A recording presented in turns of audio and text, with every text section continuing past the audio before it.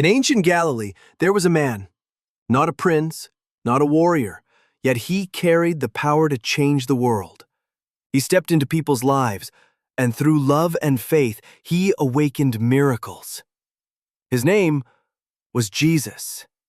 At a joyful wedding in Cana, laughter and dancing filled the night, until the wine ran out. Smiles began to fade, but Jesus saw the need.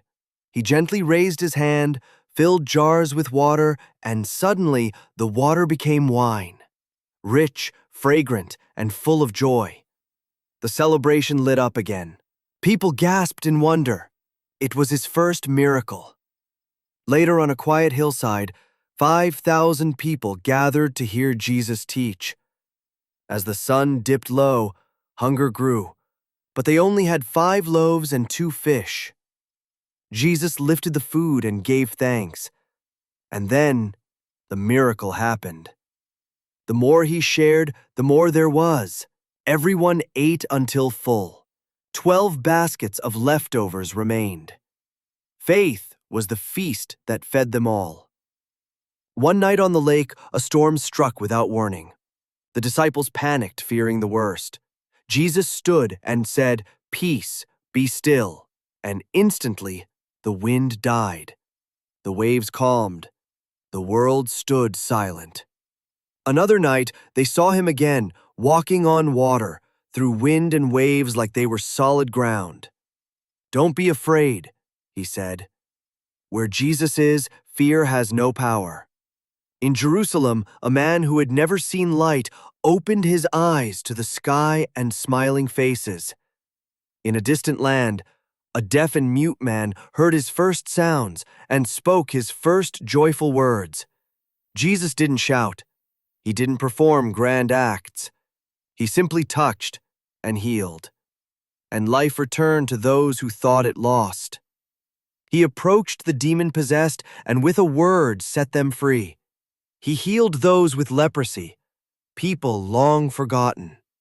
10 were healed, but only 1 came back to say thank you. He praised that one for finding more than healing.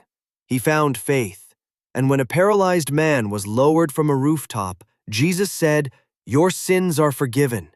Get up, take your mat, and walk." He stood and walked out the front door. His healing was complete. When Jesus found a fig tree with no fruit, he said, "May you never bear fruit again." The next day, the tree had withered. A lesson: don't just appear faithful, live it. When the disciples worried about taxes, Jesus said, "Go fish." They caught 1 fish, and inside its mouth was a silver coin. Enough. God had already prepared the answer. His close friend Lazarus had died. 4 days in the tomb. Sisters weeping. Hope fading. But Jesus stood outside the tomb and called, "Lazarus, come out!" And he did, alive. Later, on a mountaintop, Jesus' face shone like the sun. His clothes turned dazzling white. He stood with heroes of heaven. The disciples saw his divine glory. The greatest miracle came with the greatest pain. Jesus was nailed to a cross. Everyone thought the story had ended, but 3 days later, the tomb was empty. An angel said, "He's not here, he has risen."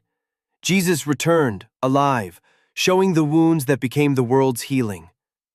Love had defeated death.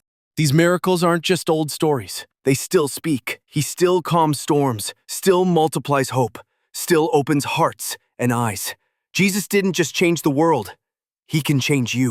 All he asks is that you believe, because miracles have never stopped.